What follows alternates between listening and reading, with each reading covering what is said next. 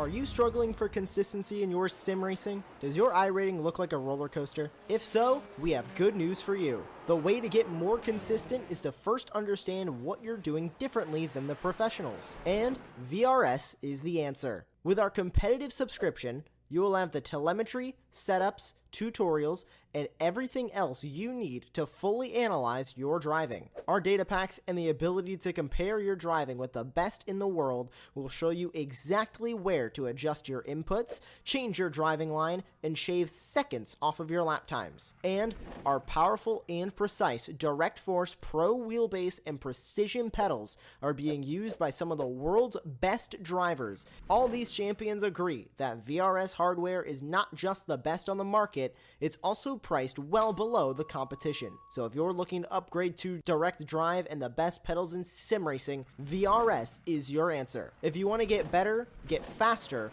and make it happen sooner rather than later, you owe it to yourself to find out why so many people are switching to VRS. You'll be so glad that you did. Visit www.virtualracingschool.com and learn why the best use VRS.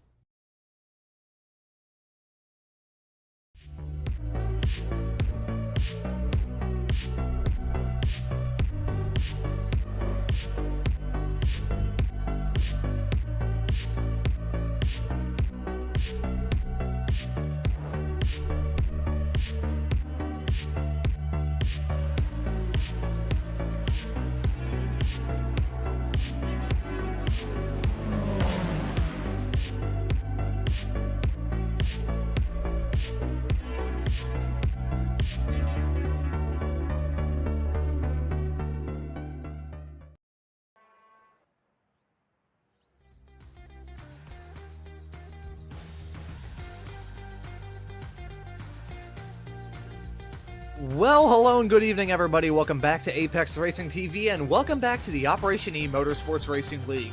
This is round number 5 of the season, coming to you tonight from Road Atlanta. My name is Ron Mullins. Joining me in the commentary booth is Charles Michelle, and in the virtual production hall, we have our old buddy, Jonathan Grabowski. And now, Charles, I'm not sure about you, but in my opinion, this is a fantastic track to kick off the second half of the season. Fast, flowing, and tough, but with enough overtaking opportunities for these drivers to try and get the move done. So in my mind, we're set for a pretty good race tonight. What do you think, Charles?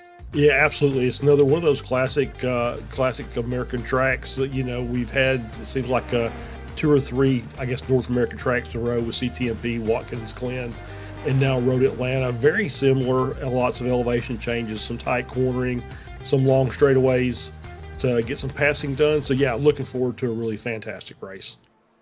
And this will be round number 5 of this season. As I said in the open, we've had a fantastic season thus far with a variety of race winners. And for those tuning into this series for the first time, we've got a lot to go over, mainly the format. We're currently in this 20-minute long qualifying session split up by the categories. We've got 2 LMP2 classes, the Pro and Pro Beneficiary classes, and the GT3s that we'll talk about in just a couple of moments' time.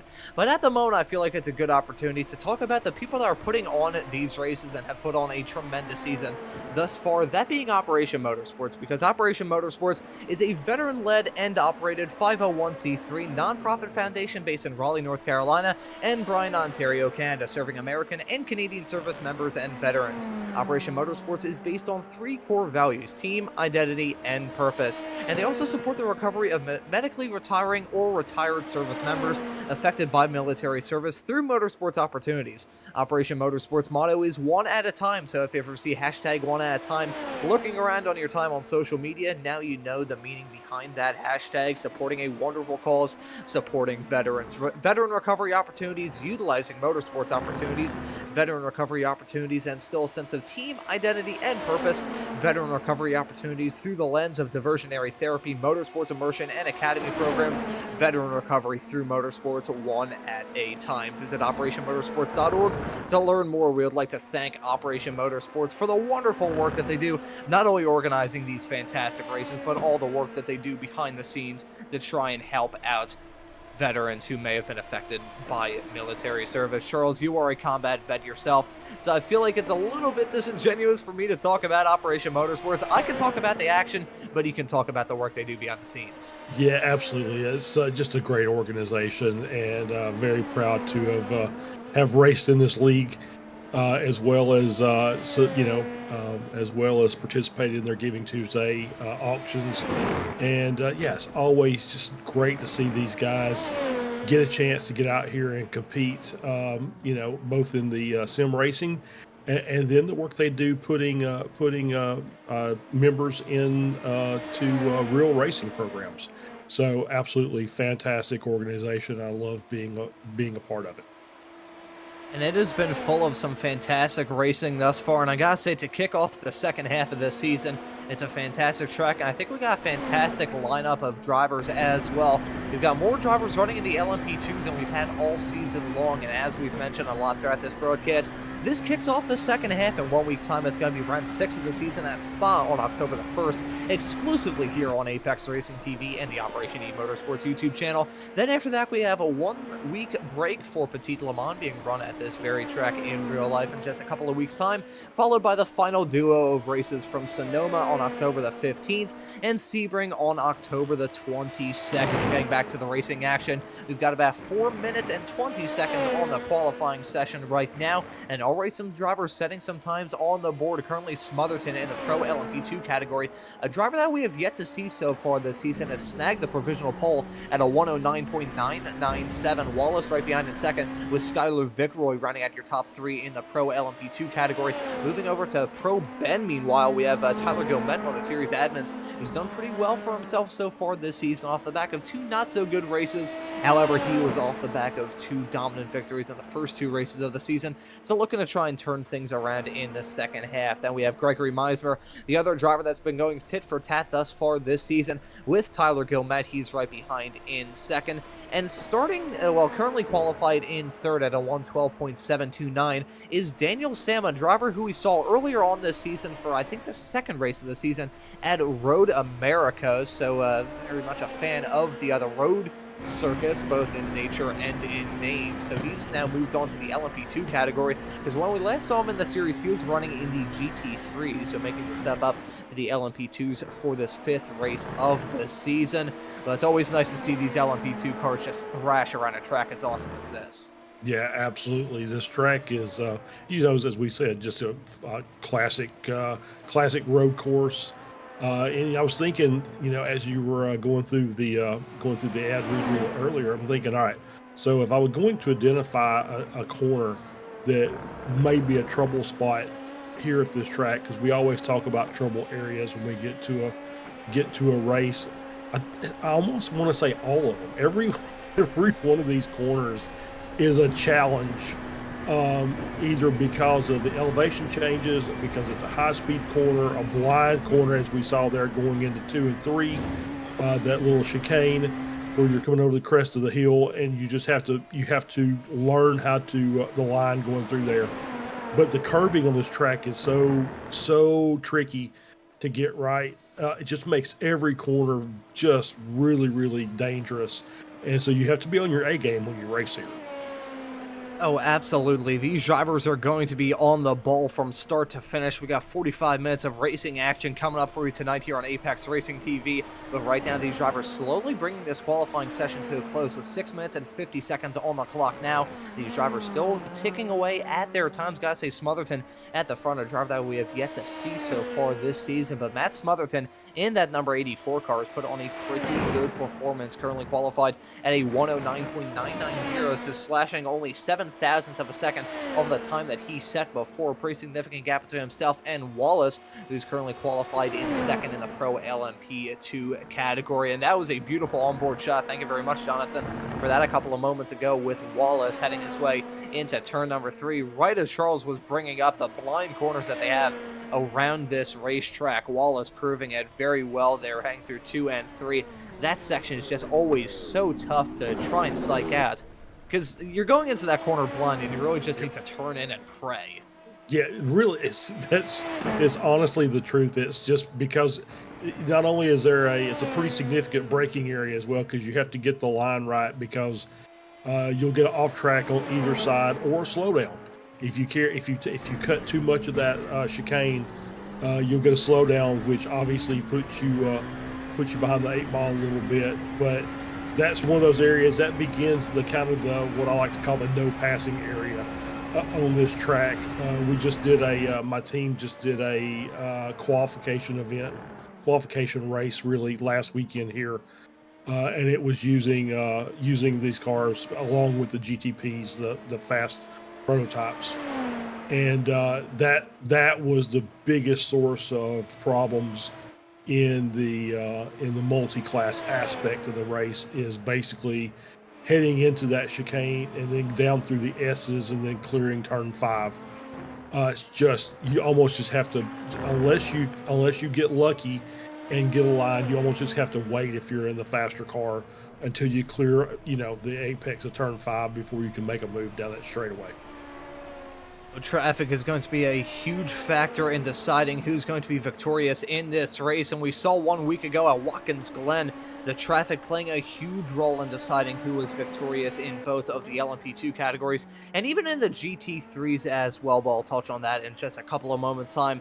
But right now we're dealing with the closing stages of this LMP2 section of the qualifying session. It's still Smotherton on pole, but in the pro beneficiary category, it is just, that would have to be millimeters between Gregory Meismer and Tyler Gilmette. Those two drivers at a 110.2, Meismer at a 110.215, and Gilmette at a 110.218. 3 thousandths of a second between these two. They're both at 2 victories apiece thus far this season. One of them's going to have to try and break the tiebreaker this evening, and it looks like Meismer is going to try and have the upper hand in this qualifying session. I believe that will be the end of his qualifying session with just a tick over 9 minutes and 50 seconds in this qualifying session, coming up to the 10-minute mark in 3, 2, 1, 0. That is 10 minutes on the board, and that brings a close to the LMP2 section of this qualifying session. So unless Meismer or Gilmette can try and pull a rabbit out of the hat, looks like it's going to be Gregory Meismer grabbing the pole in the pro beneficiary category, a matter of millimeters between himself and Gilmette. There's Skylar Vickery, who won the opening race of the season at Daytona a couple of weeks ago. At this point, it was over a month ago at this point, so he has had to tow back to pit lane, currently qualified 3rd in the pro LMP2 class at this point, and I believe he would be the 3rd highest qualified car, point blank period. Of course, with these classes that we have, it should be known with both the LMP2 and GT3 categories that there's a little bit of interclass mingling that we can get from time to time. You'll see pro and pro beneficiary LMP2 drivers start to battle it out, and you also see the case in the GT3 category, which is now hitting the racetrack to get their part of this qualifying session underway. A whole lot of GT3 participation that we've had thus far, and 2 classes, the beneficiary category and the open category. There's a lot of good storylines from that end of the field, and we'll touch on that in just a couple of moments' time. But for now, we'll talk about another one of the fantastic partners with Operation eMotorsports, that being Advanced Sim Racing. Boy, I may have to retract that statement, because usually it's time to do the CrowdStrike ad read. We'll talk about Advanced Sim Racing in a couple of moments' time, but for now we'll talk about CrowdStrike, because CrowdStrike is a proud partner with Operation Motorsports to advance their mission of empowering military veterans through motorsports. Their support extends far beyond traditional funding, addressing critical business needs and enabling Operation Motorsports to focus on key engagements, outreach, and expanding veteran opportunities. This foundational support ensures that Operation Motorsports can effectively deliver its programs and create meaningful experiences for veterans in the racing world. Additionally, this partnership facilitates the integration of veterans into prominent roles within IMSA and SRO, including crew member positions and marketing team positions as well. CrowdStrike also engages in employee resource groups and volunteers in supporting Operation Motorsports at various SRO races and contributing to the building and distribution of veteran and family care packages.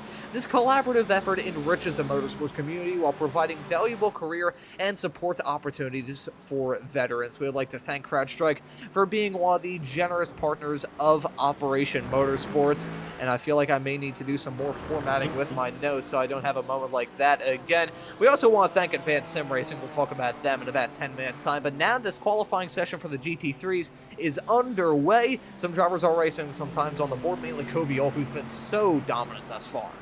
He really has. He's put on a clinic this season. You know, now last week, it tightened up quite a bit with some drivers who made really good strides in trying to keep Colby in check. But he did still manage to get the win, so he's got a clean sheet for the season so far. So we'll see if guys like Schuring or Manning, or maybe one of our beneficiary guys that can actually jump up there and really put a challenge on him. Maybe get him on the back foot this week. Yeah, Corby has been oh so dominant, but off the back of what happened 1 week ago, that dominance is maybe starting to crumble a little bit because he had a battle on his hands towards the end of that 45-minute race just 1 week ago at Watkins Glen. Some of the drivers in the brand new McLaren here in the world of iRacing were giving a little bit of challenge to all in that Mercedes, which I think, excluding the Lamborghini, which has not seen any driver use it thus far this season, I believe the Mercedes may be one of the oldest GT3 cars now in the world of iRacing, but All has just been wheeling that thing oh so strongly thus far this season. As you pointed out, Charles, he has a clean streak thus far. He has won in the Open GT3 category in every single race thus far. Meanwhile, in the other GT3 class, it's been a little bit more up in the air. Tyler Beeman opened up the season at Daytona with a victory in the Ben GT3 category. Ian Carney off the back of a victory just 1 week ago at Watkins Glen. He has 2 victories so far this season, one at Road America and one at the Glen. Meanwhile, at Canadian Tire Motorsports Park 2 weeks ago, it was Tanner Masters that took the Ben GT3 win. But as it stands at the moment, I believe Tyler Beeman, unless I'm very much mistaken, would be on the pole in the Ben GT3 category. I think we have a small little graphical issue as a driver goes off the track heading through turn number 12. That was a big moment a little bit farther in the back, an interesting interpretation of track limits regulations, and a big close call. I think there may have actually been a little bit of contact there. See the driver that is in the pits at the moment. That was the driver that went off the track, and that is Rui Pereira. I killed that pronunciation. The driver from Iberia in the number 81 Ferrari, not setting a qualifying time at the moment, and going for a wild ride early on. Yep, that's one of those things is that final couple of corners come over the hill down into the start-finish straight. It's you get it, if you get it wrong either way, either on the inside or the outside, you end up going for quite a wild ride there. Crossing the start-finish line could potentially end up ruining the lap you're on and the lap that you're starting. So you have to be, that's one of the corners you have to be very careful with, as well as the rest of them. So just kind of going back to memory of the session that I had over the last weekend. I'm going to pull it up. I'll let you talk and let me pull this up, and I'll see if I can give you a little bit of a gauge on the cars that kind of separated themselves over the course. So maybe give us an indicator of who might be quick out here today. A lot of these drivers are certainly very quick, and thank you for giving me the opportunity to run my mouth, which is basically what I do for a living now here on Apex Racing TV. I mean, my dad's done it for 66, coming up to 67 years for free, so I guess me being the age I am, being able to do it for a little bit of money, it's not, hey, I mean, it's good work if you can find it. So anyways, absolutely. I think we'll quickly move on from that and just savor these sights and sounds of these GT3 cars running around this fantastic track in the world of iRacing and in the world of real life as well. Really awesome to see the amount of drivers running in this series and the amount of cars that we have out there as well.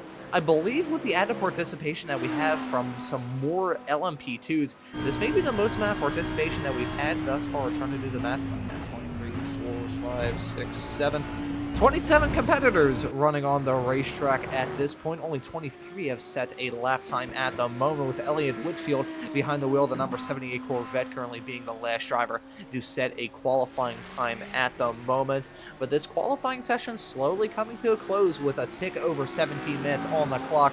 It is Corby currently on the provisional pole in the Open GT3 category, and in the Beneficiary GT3 category, it's Ian Carney trying to grab his 3rd victory of the season.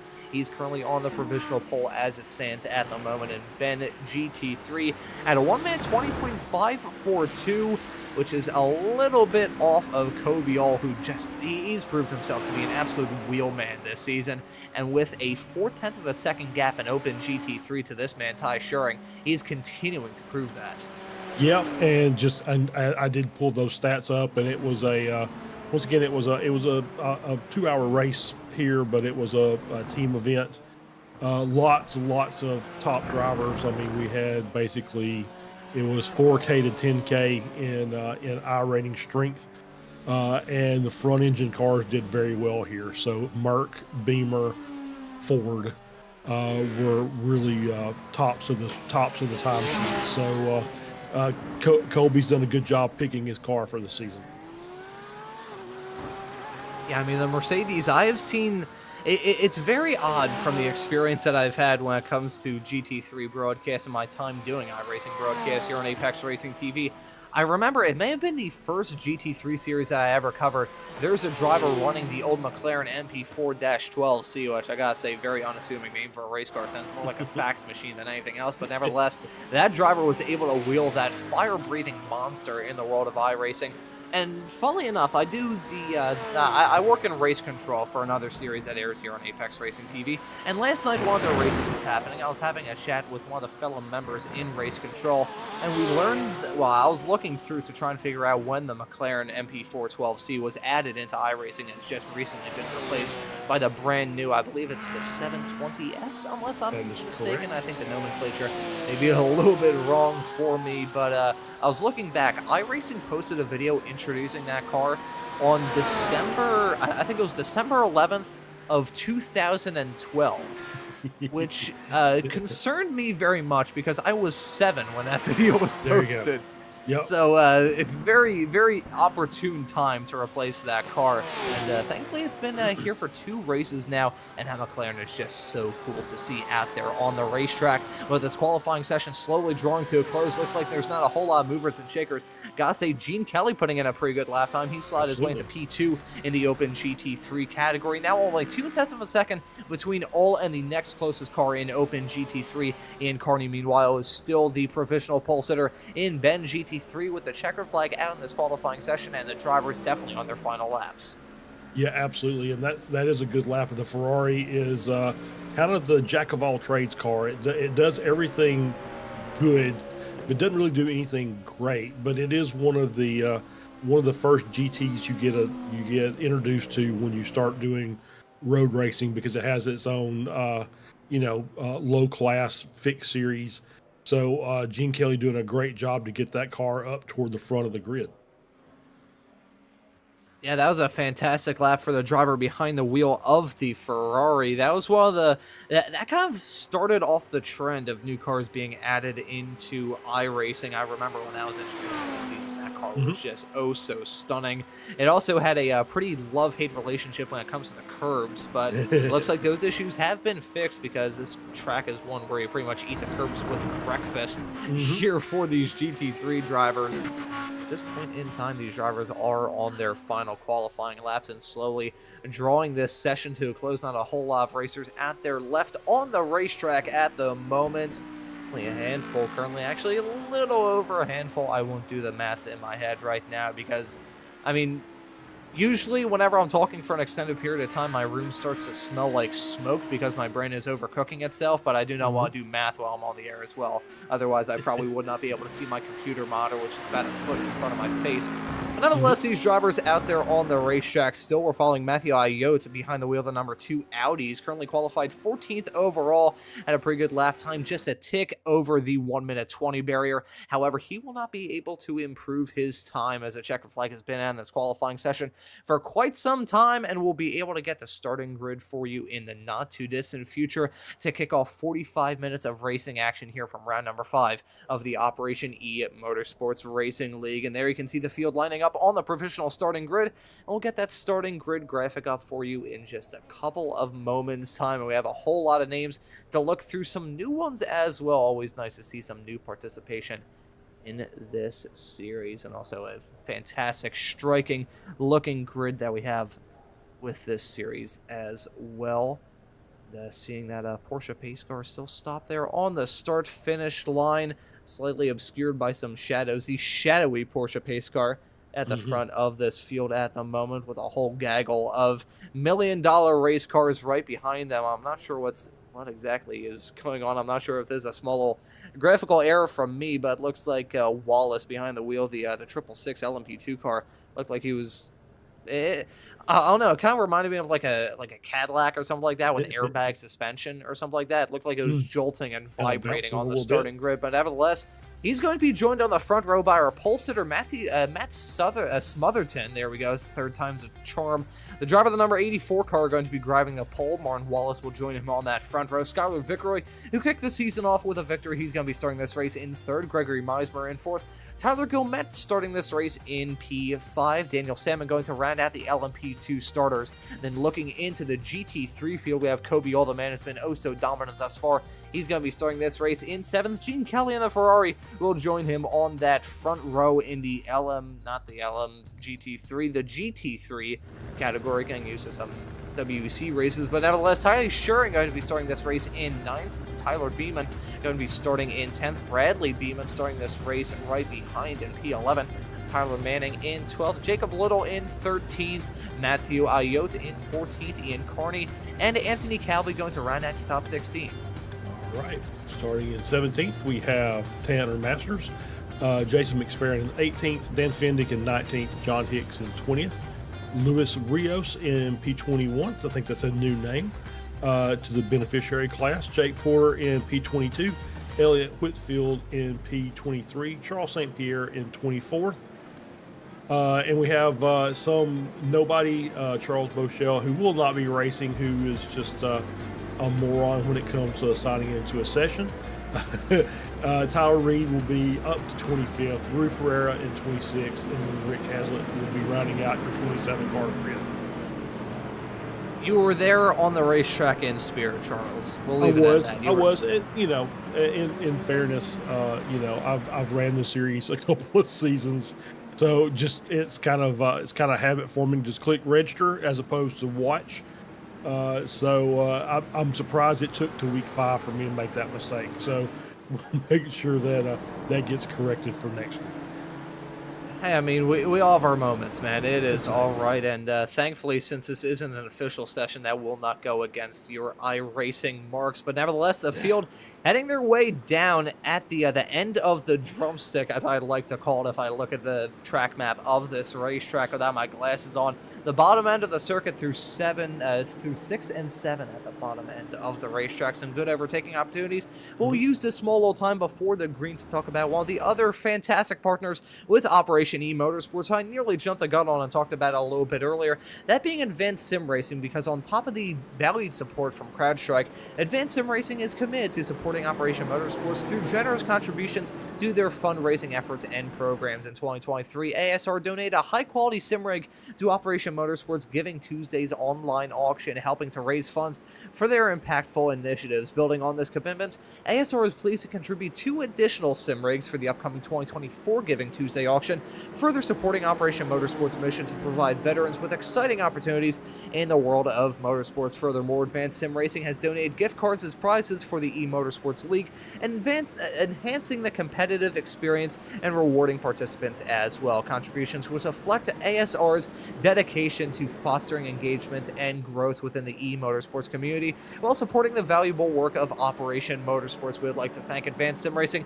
CrowdStrike, and Operation Motorsports for making this series possible, making this race possible, and making this broadcast possible. And speaking of, we're about to get this race underway in just a couple of moments' time. That pace car has made their way down pit lane. The field is now in the hands of our pole sitters. A jumbled up start at the front of the field, but the LMP2s are on their way, heading their way off into turn number 1. It's going to be the newcomer to this series, the number 84 car, leading them off into turn number 1. Skylar Vickery behind the number 28, who kicked this season off with a victory at Daytona. He's currently slotted in P2. Meanwhile, the GT3 is about to grab the green just a couple of moments' time. time. There we go. The green flag is at in Corby. I begin to sound like a racehorse commentator for some reason on this broadcast. Corby leading them off in the number 3 car. He's currently running 7th overall, and at the top of the GT3 field, sliding in right behind, is the number 778 of Gene Kelly. Ty Shearing slotting in right behind in 3rd. In the Ben GT3 category, it's still Ian Carney over Tanner Masters, who's running 2nd in that Mustang. A couple of blank spaces we see as well are some of those new McLarens. Always fantastic to see some great participation there. But as the field heads their way off into turn number 6 and 7 for the first time, the GT3s do at least. So far, so clean, Charles. Knowing my luck, though, I probably just jinxed it. Yeah, I was going to say, yeah, it was a very, very clean start. Wallace did not get a good start. He got caught napping and got kind of swallowed up there. He's dropped down to 4th from that outside front row position. He started that, so he's got a little work to do to make that up. But yeah, all the GT3s made it through clean. Didn't have any incidents as far as I can tell. Looks like there's all still kind of nose to tail in the line.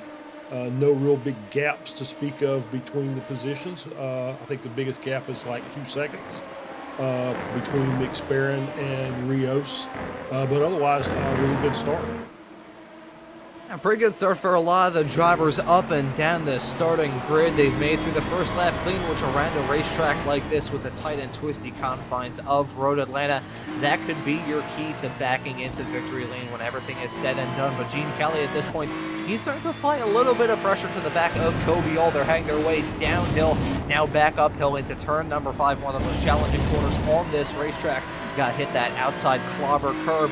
Try not to end up in the barriers and head your way down that small little flat out blast before turn number 6. A fantastic overtaking opportunity that we may see some of these drivers use between now and the end of this race, which is well off into the future for these drivers. They aren't focusing on the finish. Instead, they're focusing on the challenge that lies ahead in this race.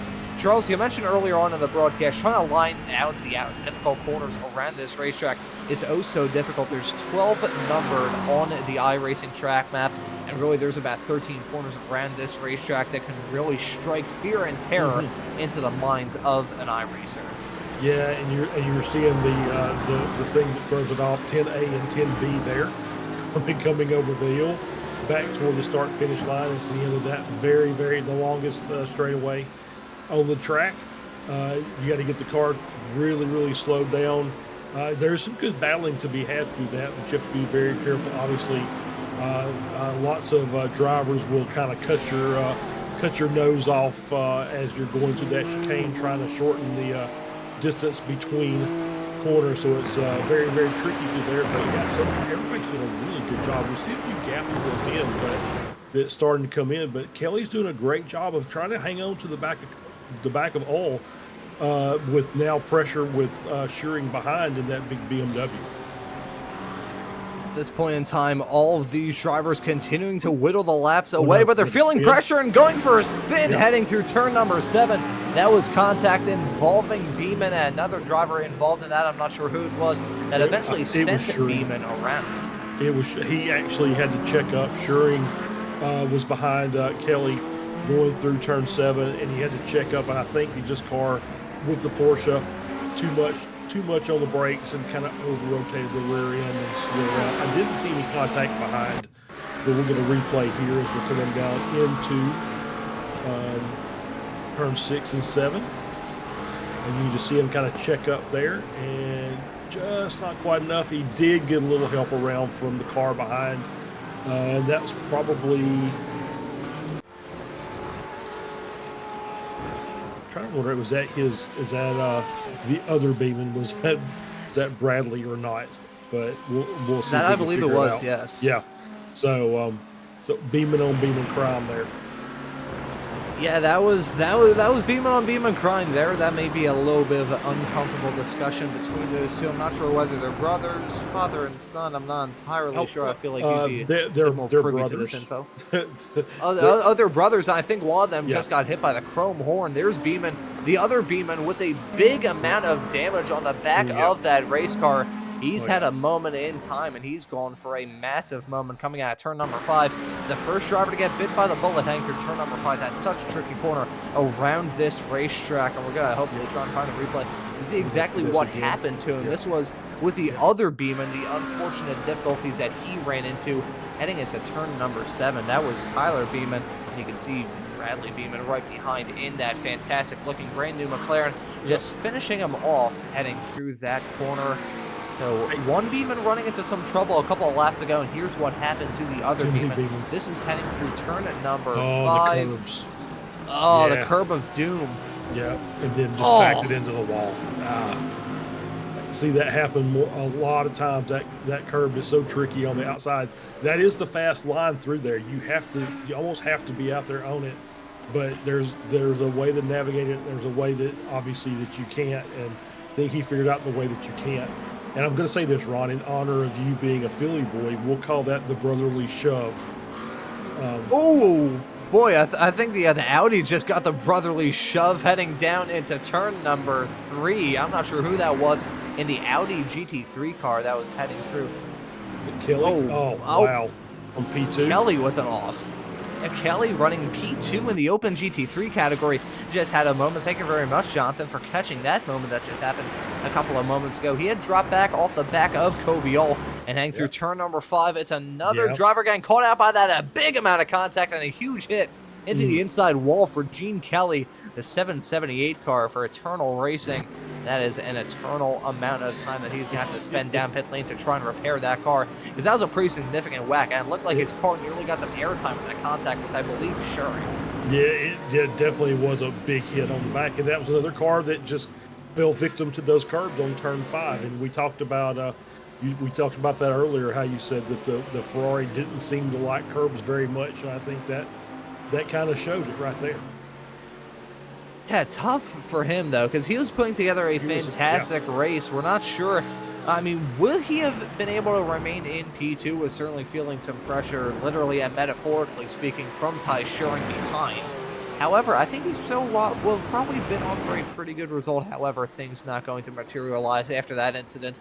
That's going to take him out of contention as we look at this fight possibly developing between Manning and Little. This is a battle for the final podium spot in the Open GT3 category. I will mention the wonderful timing from not terribly long ago on this broadcast about the other brotherly shove line from you, Charles, right as the pro LMP2 drivers were starting to break out the chrome horn a little bit, heading into turn number 3. That was some pretty convenient timing, it must be said. So well done on that. That was a very well-timed moment. And my dad, who's lived in this city for all the time that he's been on planet Earth, has always referred to this city as the city of brotherly shove. So, I mean, as a Philadelphian, I will take that comment in stride. There you go. Yeah, so far, we saw the first couple of LMPs work their way through the field with a little bit of contact. As you see, that's... Oh, they're speaking contact! Oh! Big contact. That was Tyler Gilmet leading the Pro Beneficiary LMP2 class, and that's just given the lead in the category to Gregory Meismer, who sweeps by the driver of the number 5 car, who got involved in that incident, hanging through turn number 1. That was a big bit of drama. As we were mentioning that these drivers were maybe playing it a little bit safe and getting some good luck with traffic. It ends in tears. This was Ian Carney off the back of a victory just 1 week ago at Watkins Glen. He was hanging his way through turn number 1 and gets a big amount of contact from the number 5 of Gilmet right behind. I'm going to say we've seen this a lot so far this season. The game of chicken with the LMP2 drivers trying to negotiate the GT3s. I think just from my perspective, that was just a bit too over-ambitious from Gilmet. Yeah, and it's sad that it's the Porsche, because the Porsche is the most susceptible to kind of getting the rear end really light when you're trying to lift off oversteer, which you have to do through turn 1. You have to just bleed some speed off going through there, and just nowhere for the LMP2 to go. So yeah, I'm sure if he had a chance to rewind that and do it again, he probably would have just lifted down the straightaway and got both those cars after they apex turn 1 and just kind of ripped it up the inside and got through them before he got to the chicane. But don't have any redos. You do have the fast repair that they can take and come back out and see if they can make up some spots, because I don't think that'll be the last time that we'll see an incident tonight. Yeah, I honestly think around the tight confines of this racetrack, we're going to see a decent amount of lap traffic related incidents befall a lot of these drivers up and down the grid. Haven't really talked too much about the beneficiary GT3 class. We're following Hicks, who's currently running third in the class at the moment. The leader at this point in time is now Masters after that spin for Carney. With that assistance from Gilmed heading through turn number 1, that has dropped Carney down to second in the beneficiary GT3 category. However, we'll see what he can do in that Porsche. I gotta say, the Mustang, who's now leading it with Masters behind the wheel in the beneficiary GT3 category, that car usually tends to burn up tires quite a lot, and around a racetrack like this, where it is a little bit choppy in nature with some very quick corners, that can certainly make a big difference. And speaking of making a big difference, we've got a big amount of stacking up involving LMP2 drivers. Meismer just went for a gutsy move on race leader in the GT3's Corby, all heading down into turn number 3. These drivers continuing to play with fire when it comes to that GT3 traffic. Yeah, that was a bully move right there, is all it really was. It's like, you know, we're all going through, and there's not really a lot you can do about it. And I think was just lucky to survive the chicane. Had to go really wide to just kind of stay out of the way, or got forced wide, I should say. So these LMP2 drivers are going to be very, very careful, because it only takes one mistake to ruin somebody else's race, as well as your own, obviously. And that's the one thing they don't want to do is, you know, those cars are so aero dependent that any kind of contact is going to slow their pace down. We're seeing a nice fight developing in the GT3 category. Manning, Little, and Iota covered by barely any air. Gotta say, Iota is going to be playing it patient, heading down the back straightaway into the turn number 10 chicane. Looks like Manning's going to be the last late breakers heading off into that corner. Going to clear Little, who got all kinds of squirrely heading through the chicane. That's now going to land him into the crutches of Iota right behind those two drivers, maybe side by side in the not too distant future. Gotta say, for Matthew Iota, playing the patient game in that number 2 Audi, so at this point in time still remaining P5 in the open GT3 class. That is a battle for the final podium position in that category, so those drivers racing with a little bit more of a pep in their step when it comes to that fight. And speaking of a fight, we have got one on our hands between Meismer and Gilmet in the Pro Beneficiary LMP2 category. Both of these drivers are quick. Both of these drivers have scored 2 victories this season, and as we said during qualifying, they're looking to settle the score. They want to be the first one to jump ahead. Will it be Meismer or will it be Gilmet heading their way off into the turn number 10 chicane? It's not looking good for Meismer. He runs wide, trying to get a move done on Wallace, who's running third in the Pro LMP2 class, and that's going to allow Tyler Gilmet to retake the lead in the Pro Beneficiary LMP2 category. So Meismer, with a costly mistake, heading off into the turn 10 chicane, getting a little bit of the red mist when we went side by side and trying to go around the outside of Martin Wallace, heading off into the turn 10 chicane. Yeah, he was really aggressive on the brakes. I think just kind of locked up and just couldn't make the corner. So he'll have to kind of reset that and see if he can close that gap as we get a replay here. You see the 3 cars heading down the back stretch, coming down to the 10A and B.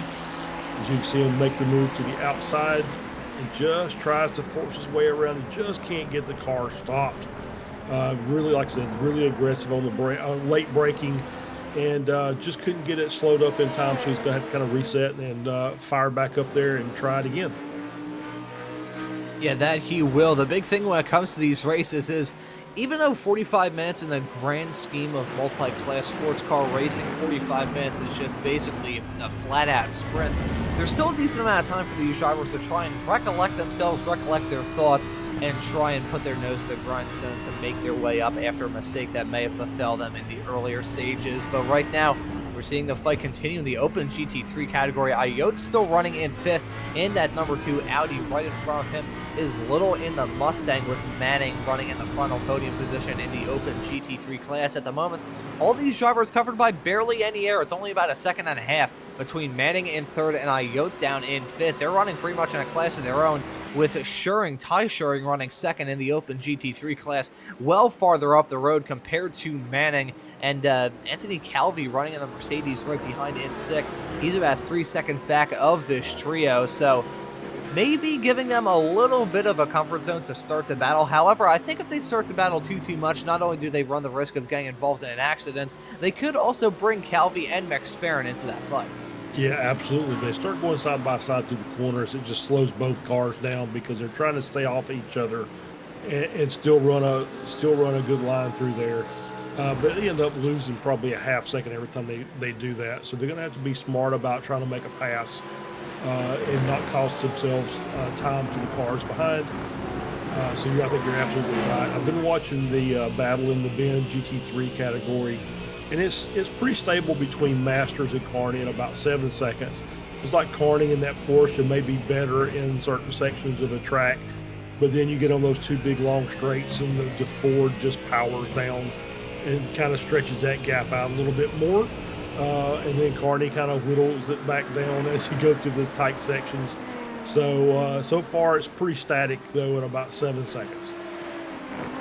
Oh, and I think there may have possibly been a mistake involving Martin Wallace, who started this race from the front row. That 666 car dropped down like a rock and may lose out on another spot to Daniel Salmon, hang off into turn number 6. But here's a replay involving what may have happened to Martin Wallace. Big amount of contact heading down into turn number 3. Big slide as well.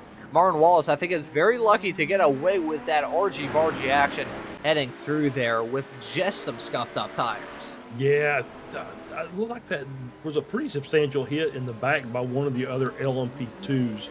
But yeah, that was just a matter of just not being aware of the line the GT3 was going to take. I think the GT3 was doing a pretty good job of maintaining a racing line, prepping for that chicane, and maybe just too much of a speed difference, and Wallace just couldn't get it close and moved over in time, had to check up, and I think that caused the contact from behind, as we see another battle here between Wallace and Salmon as they're going back through turn 2 and 3 and down into the S's.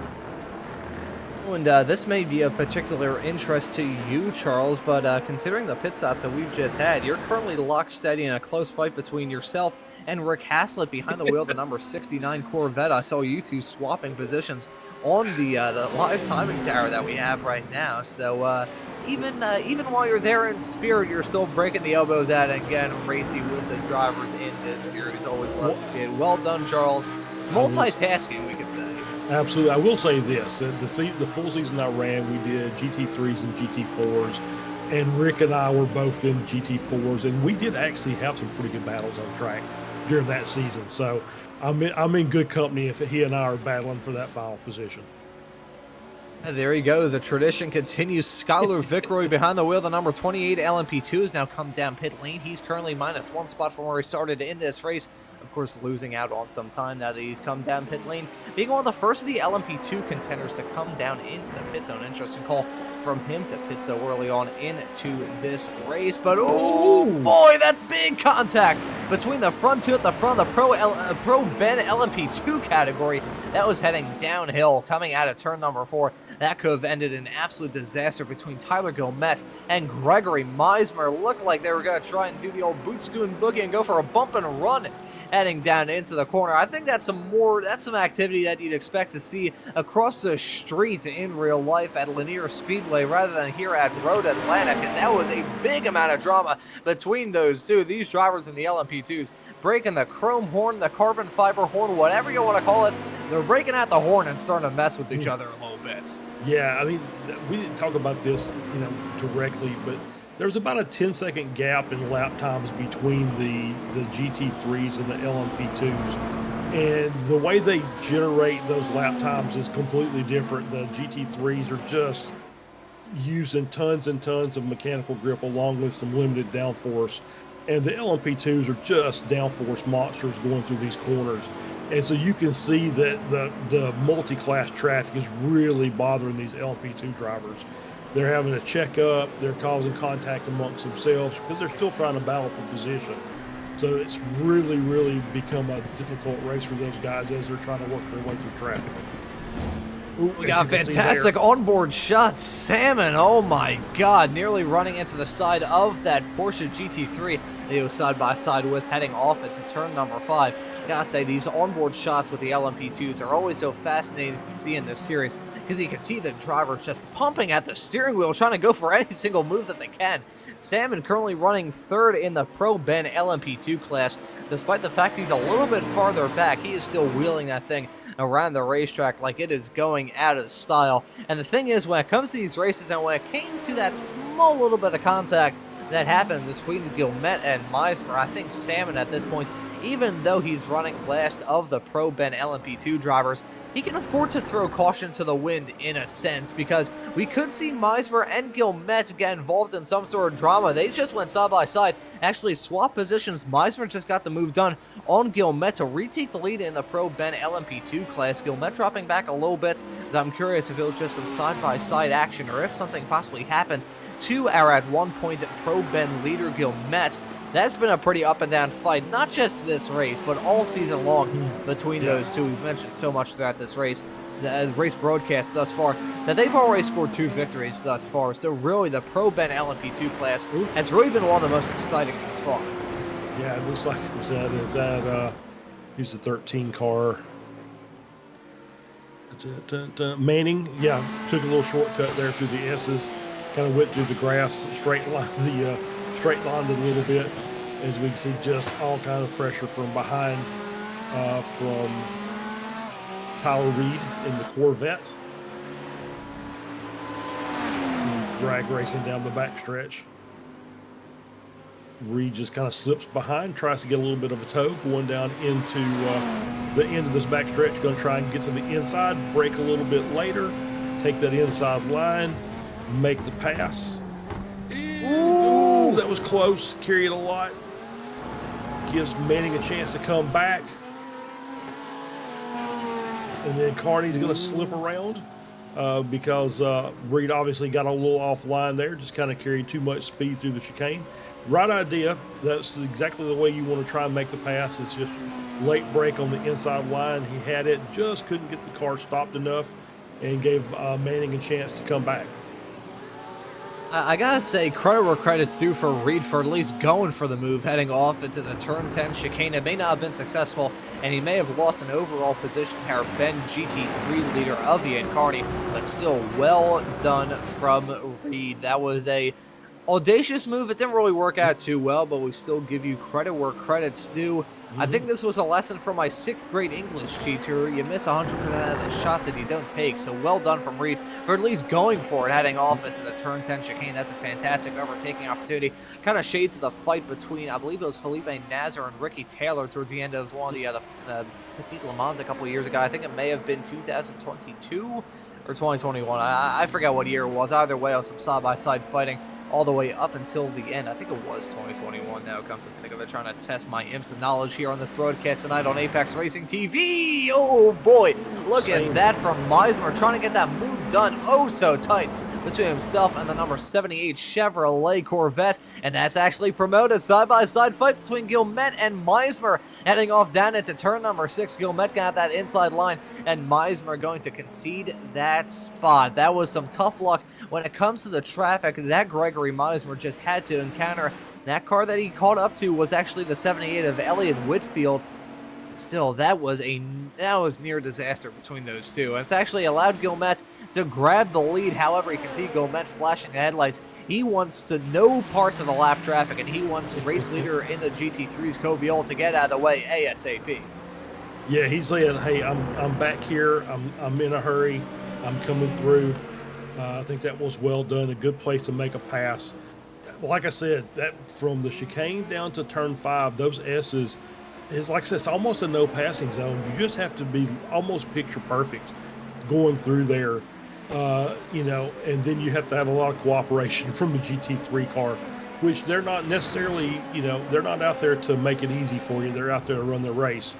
So that was a good move there. That was done early, so you got them coming. Oh, as we see some wiggle back there from Meismer, just loose over the curbs, as we saw another incident with turn 5, but he manages to collect the car and get back up. So now he's got a little bit of work. He's got to make that gap back up. It's like 1.2 seconds. So hopefully he can just get close enough that he can get a little bit of a draft off Guillemette, and that'll help tighten those gaps back up as we see a little damage on the front end of that Ford.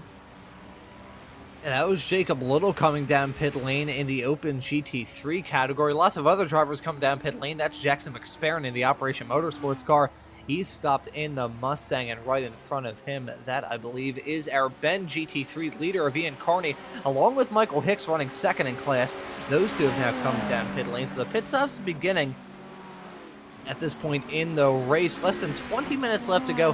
Haven't seen a decent chunk of the LMP2 class, and I gotta say, we haven't seen too much of Matt Smotherman. I think I've probably been calling him Smotherton throughout a decent chunk of this race. Matt Smotherman in the leading Pro LMP2 car. That number 84 car is just completely checked out. Now 15.5 seconds in front of Martin Wallace, running second in the category. Gotta say, we gotta keep our eyes on for Skylar Vickroy, though, because he was one of the first cars to come down pit lane. I'm not really sure when he came into the pits. It was a while ago, though. He's currently running third in the Pro LMP2 class. Ever since then, he's tried to make his way back up. Came into the pits on lap 15. With 22 laps on the board now and less than 20 minutes left. These drivers going to start to eye up the pit stops. Tyler Manning certainly is behind the wheel of the number 13 Porsche. He's now coming to the pits from 10th overall. Yep. Pit stops are happening fast and furious now for the GT3s. Obviously, the LMP2s are going to wait. They usually come in, I don't know, what, 30, 32-minute mark or something like that toward the end of the race. They'll run their tanks dry before they come in. For the most part, that's what we've seen for most of the season so far. So we'll wait them, and we'll just continue to keep an eye on the GT3s as they start bringing their cars in. Looks like the leader's in now. Yes, it is. Corby, the dominant driver from not just this race, this whole season as well. Corby in that number 3 car. He has wielded to victory after victory after victory. He has a clean record thus far. He's going to have to try and keep his eyes out for a good pit stop, because if he's tremendously slow here, if his mechanics have just been drinking a little bit too much adult beverages, he may be in for a world of hurt. But he's stopped in his box. We'll see how long he's stopped. Out and away. Kobiel still stopped. You can see Ty Schuring right behind in the BMW. He's come in the Open GT3 field as well. And there's Kobiel running away. Matthew Ayotte, meanwhile, running third in the Open GT3 class. He's come in the Audi, but Kobiel out and away. Schuring still stopped in his pit box. I think Ty Schuring going to be well farther behind. There you go, 6.4 seconds, my apologies, between Ole and Schuring, and right behind Ole at this point is Smotherman, Matt Smotherman, to be a bit more precise. He's now come down pit lane as a driver right behind him in class, that being Martin Wallace, has come in. Yep, so we're starting to see the some of the LMP2s. Looks like most, if not all, of the GT3s have pitted already. I will say this, I was looking at the Ben GT3s again, and as we are getting a look here, when I was looking at Masters versus Carney, the gap I think we talked about earlier was about 7 seconds. Well, Carney has chopped off 4 seconds during the pit cycle. His pit stop time was 4 seconds quicker, so now that gap is down to 3 seconds. So it's going to be interesting to see if Carney's got a chance now to make up that time, those final 3 seconds, and make this a big race for the Ben GT3 victory. Ooh, I think this is going to be a good show between these two drivers. Masters at this point hoping that the Porsche right behind him doesn't act as a little bit of a spoiler when it comes to this fight. Gilmet coming into the lead in the Pro Beneficiary LMP2 class. That's an interesting call from him to come down pit lane, unlike Meismer, who stayed out for yet another lap. Getting back to this fight at the front of the Beneficiary GT3 category. This is going to be a good show between these two drivers. Ian Carney, who we're riding on board with right now, in the number 54 car, heading his way off into the turn 10 chicane at this point. Now 1.6 seconds back of Masters. Masters currently locked steady in a fight between himself and Tyler Manning, and I'm curious if that fight may bring Ian Carney into that. We also have Jason McSparron in between Masters and Carney, so at this point in time, I feel like we may start to see some drivers beginning to shuffle up and that gap continue to decrease. We're following Tyler Manning, currently running 5th in the Open GT3 category. At this point in time, he is 39 seconds back of our leader, Corby. Gene Kelly, meanwhile, he's coming into the pits in the Ferrari, briefly made his way back up into the top 8. The driver, who I think leaving this race will probably be one of the biggest what-ifs thus far this season, qualified in P2, was still running in P2 in front of Ty Schuring, but just had that incident early on that really messed up his race, and ever since then, things have gone pretty far downhill. Speaking of going downhill, it's not going downhill for Smotherman. He is still leading, overall leading in the Pro LMP2 category. Now it's 44.4 seconds between himself and Skylar Vickroy. So it looks like the driver who's been oh so dominant thus far in what we believe is his first race, certainly this season, possibly in this series altogether, just absolutely bone dry impressive. As Wallace threading the needle. Yeah. The splits, the GT3s going down into turns 10A. That was pretty brave, just to be honest. Those guys were basically drag racing down the back straight. As we see, it was Masters, and I believe it was Manning. And Manning just like, I want to get by, and just like I said, just drag racing down the backstretch. Didn't take the toe from the car in front, and you could see that he managed to get up to him, and then once they got side by side, it just kind of stopped, and that Ford started inching its way back forward again, just from that raw power. As we see Smotherman now coming into the pits to make his pit stop from the lead. Yeah, there we go. Smotherman now out and away. Well, he's in, soon to be out and away. The driver of the number 84 car has been oh so dominant thus far in this race. I'm curious how this is going to shake out between himself and Skylar Vickroy. Of course, open up the season at Daytona with a victory. Hasn't gone into victory lane since, and I don't think tonight is going to be any different. He is now going to be exiting out in P2, well behind this man Smotherman, who's now exited out of the pits. That gap has decreased a decent amount, now down to about 7.5 seconds between Smotherman and Vickroy, but that gap is still pretty big. However, Vickroy, he's got the advantage of some pretty hot tires, as that gap is continuing to decrease. The real question is Smotherman going to struggle enough on these outlaps for that fight between himself and Vickroy to actually really turn into a fight?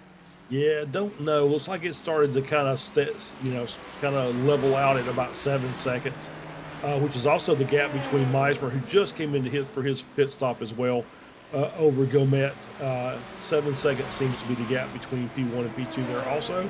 So it's going to be up to Gilmet to run some hot laps here toward the end and see if he can, as well as Vickroy, see if they can make the time up. With traffic here, it only takes one mistake, one car just kind of getting in the way and end up losing a second here and a second there. The next thing you know, you're in a battle. As we saw now with the gap between Smotherman and Vickroy is now down to 5.3. Yeah, that gap continues to decrease between the two of them. I think at this point in time, Smotherman is maybe getting a little bit antsy. I'm not entirely sure if he is overly antsy at this point, but that gap is still continuing to decrease. Now down to 4.5 seconds, starting to increase a little bit. And we do have some lap traffic to deal with, so maybe the reason why is down to Smotherman running into some traffic-related difficulties. We'll say last time by, Smotherman was pretty slow in terms of his pace, even discounting the time that he had coming out of pit lane. It was a 1:46 last time by, so Smotherman a little bit slow on lap time. That gap starting to balloon a little bit between the two of them. I think we may possibly have a fight on our hands between Vickroy and... I'm trying to figure out, would that be a fight between Vickroy and Wallace? I don't believe it would. I think Wallace is actually 7.7 seconds back of Vickroy compared to 7.7 seconds back of our leader Smotherman. And that was a mouthful there just a couple of moments ago, but Vickroy at this point pretty much running in a class of his own. I'm curious, will he be able to close up that gap to himself and Smotherman? Man, I'm struggling with that guy's name throughout this broadcast.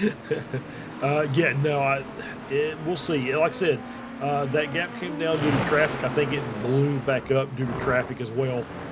So as we see the two leaders together, as we see Smotherman coming by all, who leads the open category in the GT3s.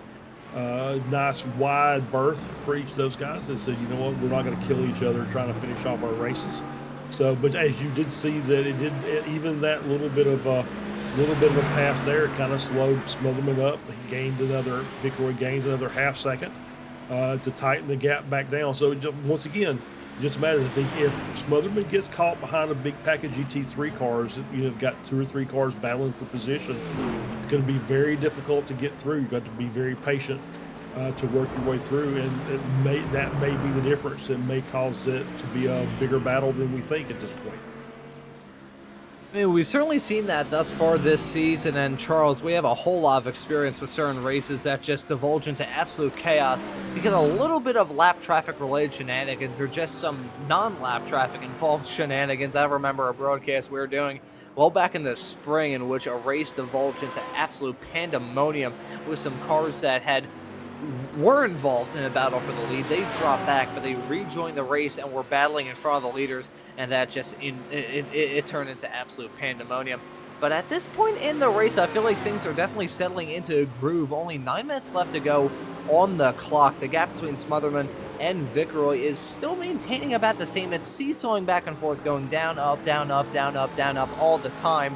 Though I'm not sure if any inroads are being made on Smotherman from Vickroy's perspective behind the wheel. And I even think the fight in the Pro Ben LMP2 class actually cooled off a little bit. I believe both of them have come down pit lane at this point. Only a few laps apart was the pit stops between Gregory Meismer and Tyler Gilmette, but I think that Meismer may be the one who's in the catbird seat at this point in time to take his 3rd victory in the Pro Ben LMP2 category.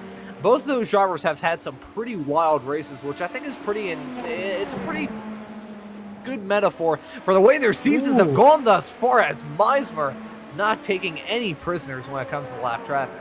No, that was very, very aggressive coming through turn 1. And I'll even mention I did a race here, single make Formula Ford race. We'll just call it out on a lovely Sunday afternoon.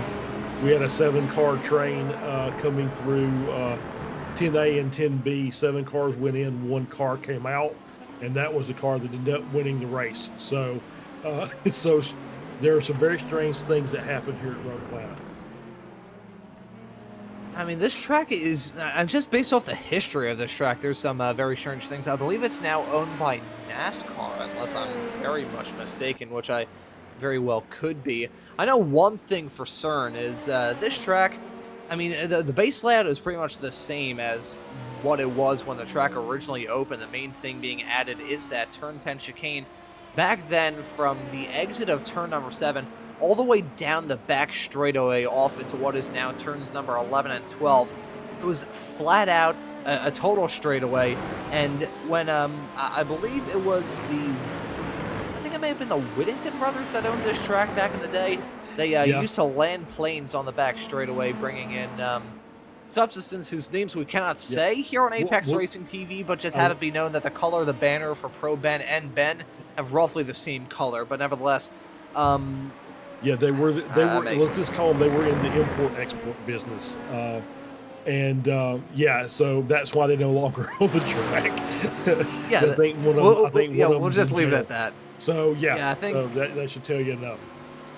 I think Randy Lanier, who was one of their close competitors, shall we say, was he spent some time in a very strict hotel.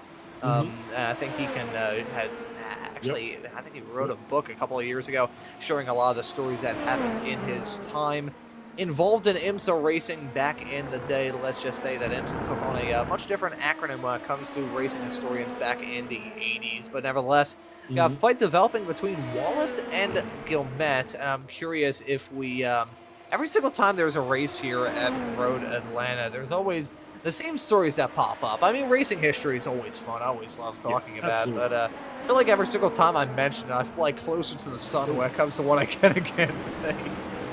Exactly right. So I'm just going to mention you did see the battle between Wallace and Gilmette. That the battle for Ben GT3 is heating up. The gap is now a half second between Masters and Carney. So that might be something we want to keep an eye on for the last 5 minutes of this race. So we'll have to just watch out as we see them working their way, and we've still got the LMP2s working their way through, trying to keep their race going as well as not interfere in the GT3 race. Whoa. At this point, oh boy, that was a near disaster, heading down the back straightaway off into the turn 10 chicane. These drivers have been very clean thus far. However, as these small little moments begin to develop, we could see some fisticuffs break out. I gotta say, credit where credit's due to Gregory Meismer, who we're following, who's currently driving that number 75 car. He's running second overall, which is absolutely astonishing. He's in front of Skylar Vickeroy, running P2 in the Pro LMP2 category. So fantastic stuff from Meismer, who's been a very impressive driver thus far this season, and very impressive as of late, because this was marked 3 victories in a row for him this season. Yeah, absolutely. He's had a great race. The way he passed Vicroy running down the backstretch, the rate of speed in which he passed him, I'm going to guess that Vicroy may be fuel saving. He may have to be doing a little lifting and coasting going down the backstretch to try and get this car home to the end. At this point in time, all of these drivers seeing that checkered flag approach them in the not too distant future. 41.5 minutes, we'll say, on the clock at this point, just a tick under that of this 45-minute long race. So not a whole lot of time left to go time-wise, and not a whole lot of time left to go lap-wise either. I believe this would probably be 3 or 2 laps to go. Some pretty quick laps around Road Atlanta, Sure. so it probably is about 3 laps to go. My public school math skills not really doing me any justice on the air this evening, but nevertheless, I think we have a fight on our hands in the not-too-distant future between Vicroy and Meismer.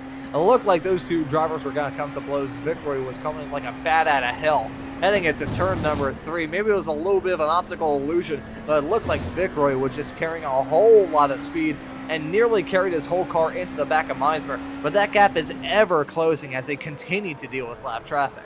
Yeah, let's see if there's a little bit of I kind of like the in-car shot there. I just want to see if Vicroy may be doing a little bit of fuel saving, or if he feels like he's done enough. We'll see if that gap opens up here, and we'll see if we can listen to hear a lift.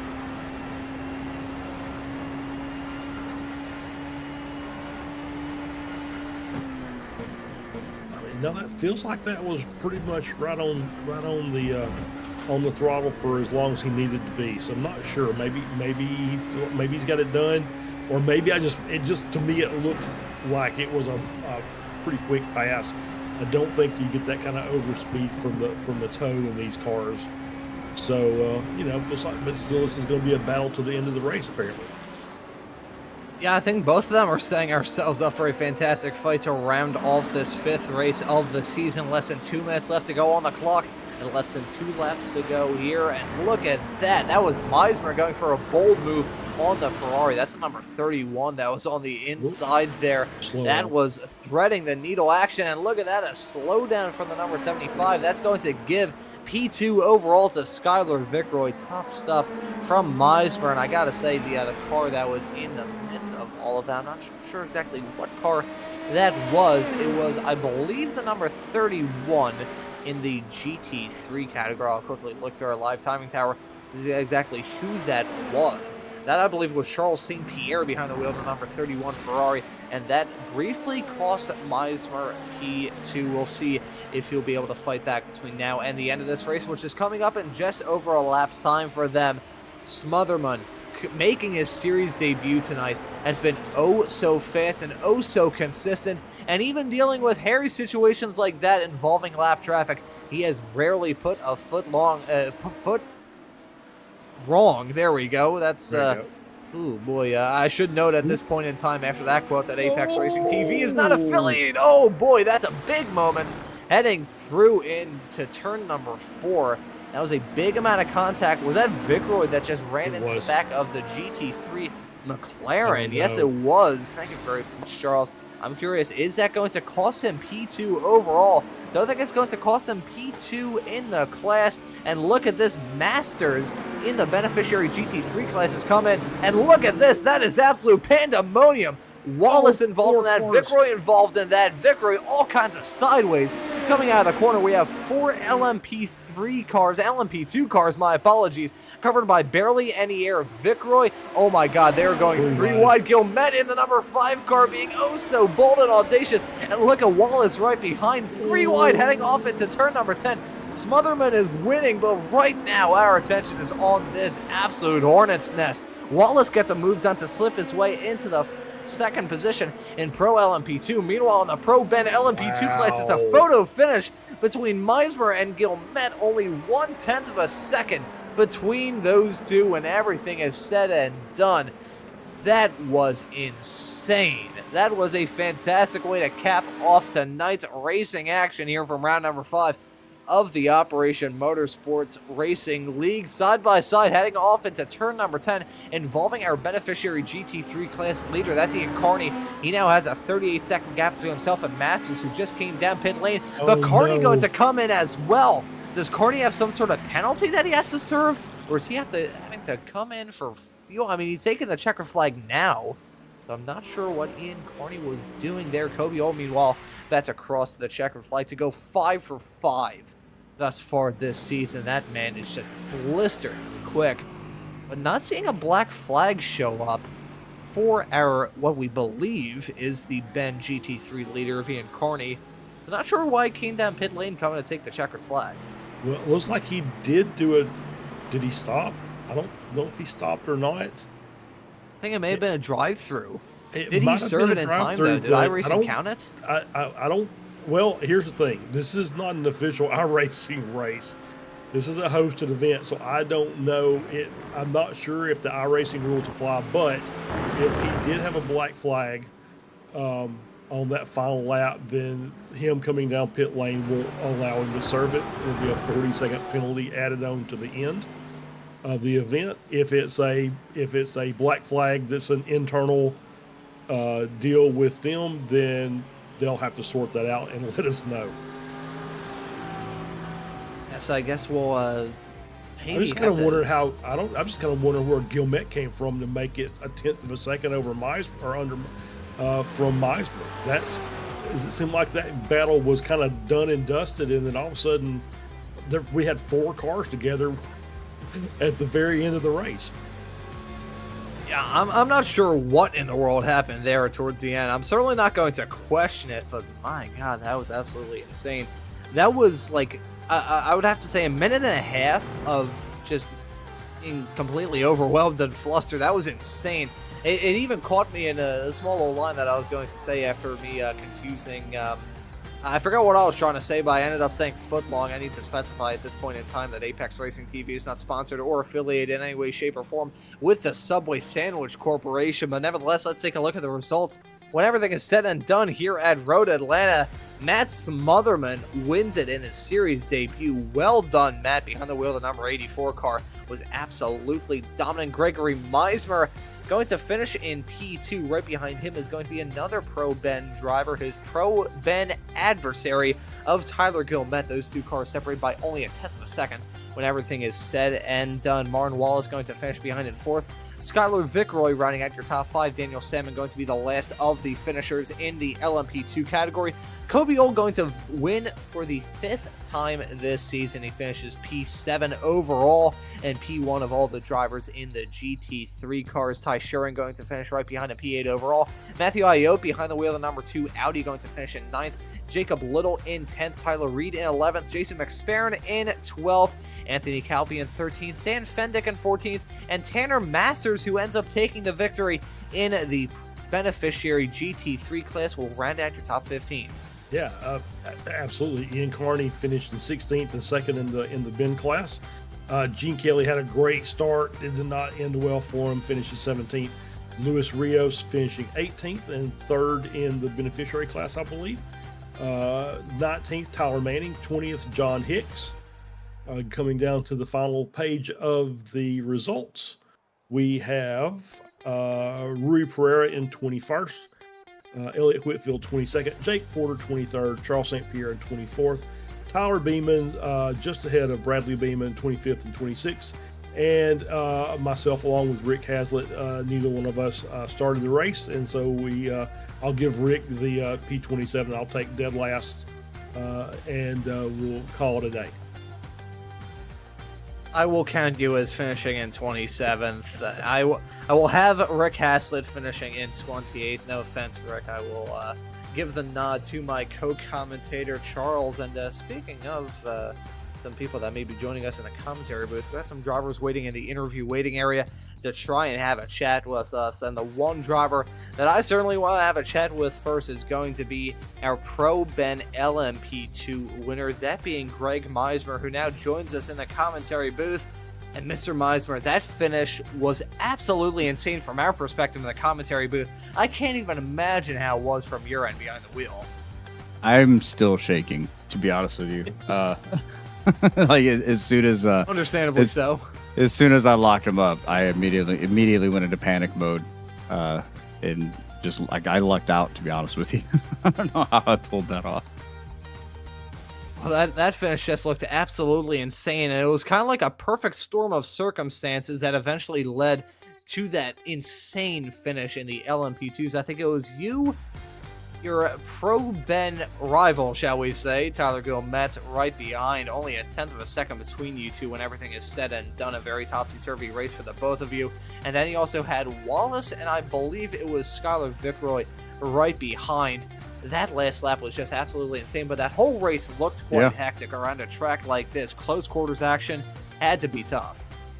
It absolutely was. Luckily, Skylar and Bob are teammates of mine, and I've been racing with them for almost 5 years now.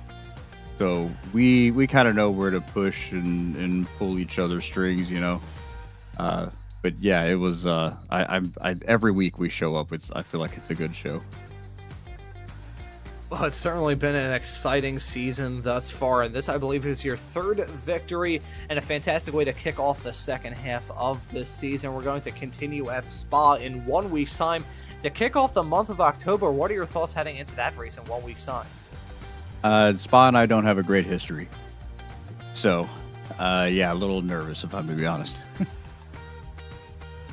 Kind of a little bit hot under your collar, possibly, but hey, just based off the momentum that you've carried through the past few races, I'm sure you're going to be feeling a little bit more confident than usual heading into that race in just 1 week's time. And I'm not sure whether y'all are going to be running on the new refurbished version of Spa or the old one, but nevertheless excited to see you back out on the racetrack in 1 week's time. And now, before we let you go and celebrate the victory in the Pro Ben LMP2 class, is there anyone you want to give a thanks to or shout out? Again, everyone involved in the broadcast and Operation Motorsports, Apex Racing TV, IMSA, or Motorsports, everyone supporting me through this, DFG Racing, Bob and Skylar, everybody's been great. So, yeah, thanks. Alrighty, well, there you go. Greg, congratulations on the victory. Certainly had to withstand a whole lot of pressure towards the end, and excited to see you back out on the racetrack for the rest of the season. Thanks for joining us, man. Thank you. And that was Greg Meismer, who takes a victory in the Pro Ben LMP2 class. And Charles, who do you like to have a chat with next? Let's go to our beneficiary winner in GT3, to Ian Carney, and let's have a chat with him. And Ian, welcome in. So congratulations, I think. So yeah, we saw a little bit of some interesting things happen the last couple of laps. Tanner was leading, and then came in on the white flag lap, and then you came in just before you crossed the checkered. So, was there a penalty involved? I plead the fifth, but no, there definitely was. Tanner came over the comms right before the white flag lap came up, and I'm sure he'll be able to tell you more. But he said that I'm gonna pit. I'm out of fuel. I was like, okay. Oh shoot! So then my nerves spiked, and I went into the grass. I had 14x for like half the race, so 15 puts you in the drive-through. So got that, and I'm like, man, should I pit? Should I follow through and just like hope for the best? I'm not sure what. So I just crossed the finish line in the pit, hoping for the best, hoping that doing the right thing was the right thing. I guess I don't know. Yeah, well, So- we had a quick discussion about it. I know that obviously in an iRacing official race, you can't serve that black flag on the final lap. It just basically is a time penalty, 40 seconds added on to your result. But because this is a hosted race, I honestly don't know how they're going to resolve it. But either way, you had a great race.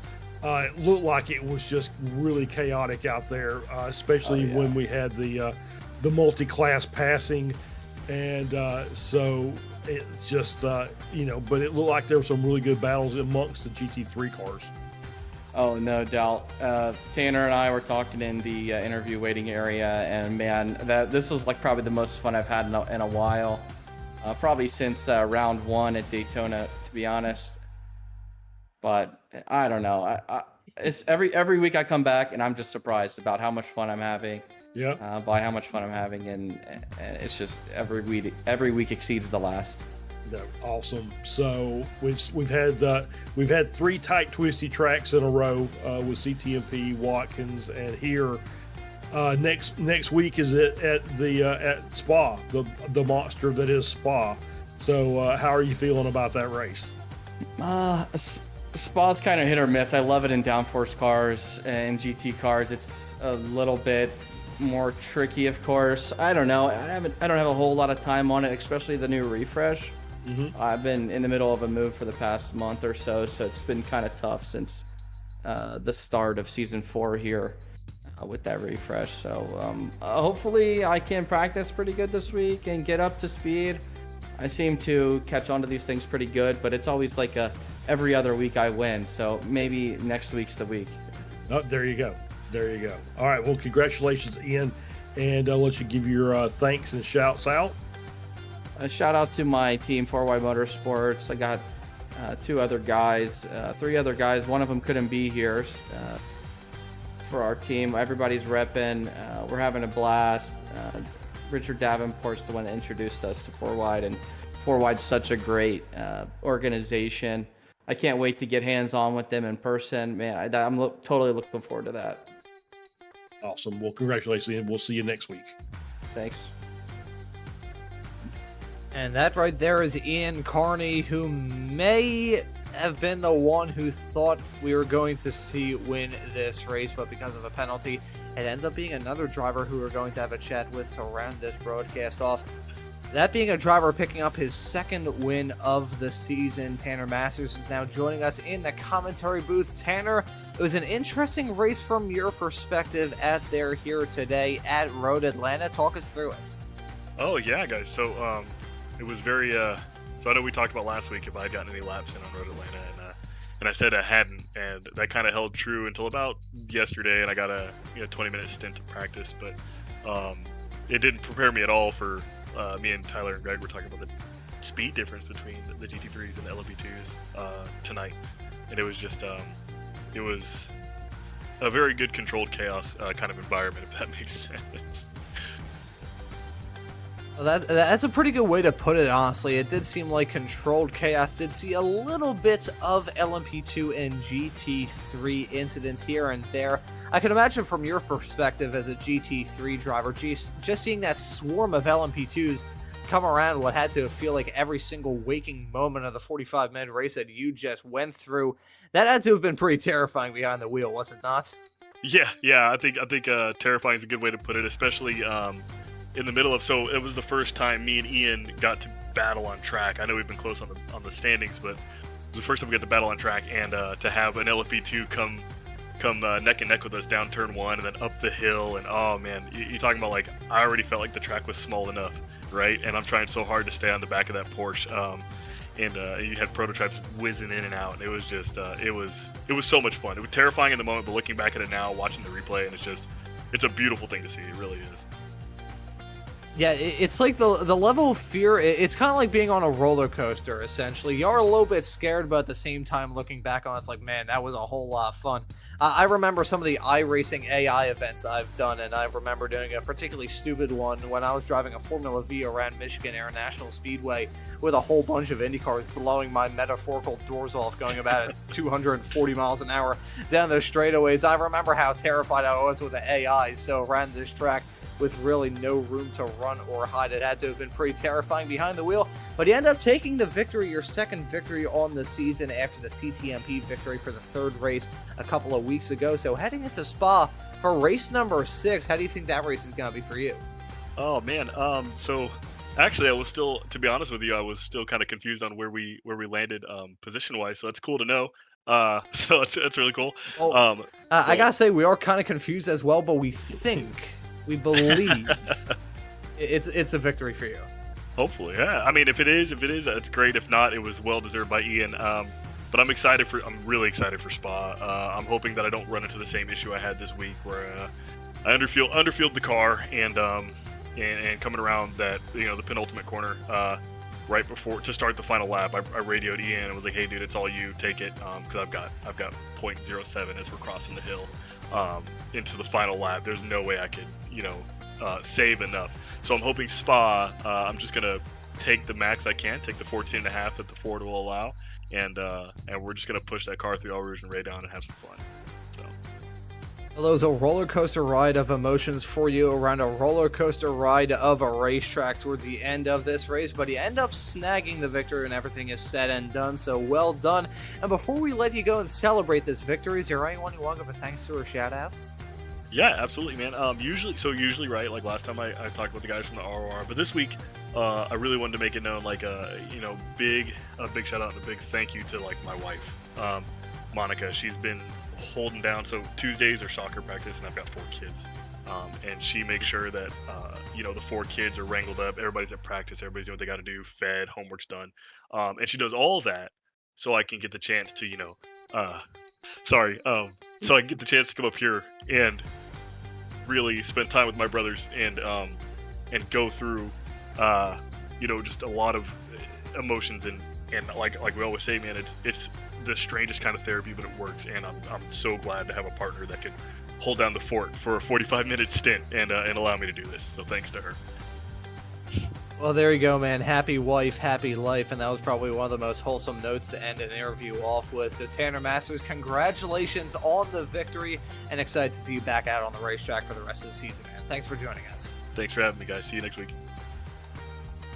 And that right there was Tanner Masters with a very fantastic point. We talk about CrowdStrike, we talk about Advanced Sim Racing, and we obviously talk about Operation Motorsports on this broadcast, but it's really nice to hear from the drivers themselves about how much Operation Motorsports really means to them. I will end this broadcast on a personal note because I don't think we have any more time to have some interviews here. I will say, from my perspective, motorsports was kind of therapy at the very beginning for myself and my dad, because we had come off the back of the loss of my mother back in 2012 when I was 7, and we kind of used racing and going to an indoor go-kart track right outside the city of Philadelphia as a way to grow together, and it has blossomed into me becoming a loudmouth on the air, and that's it'll be about 13 years down the line, 12 or 13 years. My math skills, again, failing me at the end of this broadcast. But Charles, we're going to be heading to Spa in 1 week's time. It's a historic, it's a classic, and it's a fantastic track in the world of iRacing and real life as well.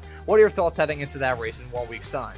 Yeah, obviously, really, really good feedback from the guys on my team about the new refreshed layout, how much better it is for racing. Some of the corners kind of been tweaked a little bit. I think they've got some of their, I think Spa had some issues with maybe some of the slowdowns or off tracks not quite lining up to what you would expect to see in certain corners, but no real complaints about those anymore either. So yeah, I'm looking forward to a great race. It is an iconic track, obviously, and so I just can't wait to see these guys actually be able to kind of stretch out and stretch their legs and get some good battles done amongst their own class without necessarily having to worry as much about the multi-class traffic. Great passing zones all over that track, obviously.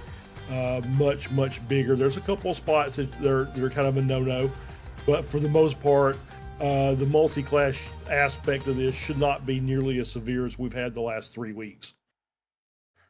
Yeah, a little bit more breathing room at Spa. If we are running on the old version, we're running on the old version, but even still, the old version has a bit more runoff area at these drivers' disposals than some of the tracks that we visited throughout the past few weeks of this season. Watkins Glen last time out, that was pretty much a closet that these drivers were running in. Road Atlanta tonight is no different. Spa give these drivers a bit more breathing room when it comes to dealing with the lap traffic. But another fantastic race here from the Operation eMotorsports Racing League, and we got 3 more to go to crown some champions, crown some race winners, and have a hell of a lot of fun while doing so. We'd like to thank Operation Motorsports, CrowdStrike, and Advanced Sim Racing yet again for making everything possible here in the world of the Operation eMotorsports Racing League.